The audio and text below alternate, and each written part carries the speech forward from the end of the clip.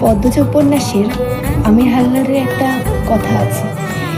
আমির হালদার পদ্মজাকে একটা চিঠি লিখেছিল। সেখানে লেখা ছিল, আমার বাপের রাজত্বে তোমার আগমন ছিল ভূমিকম্পের মতো। যখন দেখি তুমি দাঁড়িয়ে আছো, আমার হৃৎপিণ্ড থমকে যায়।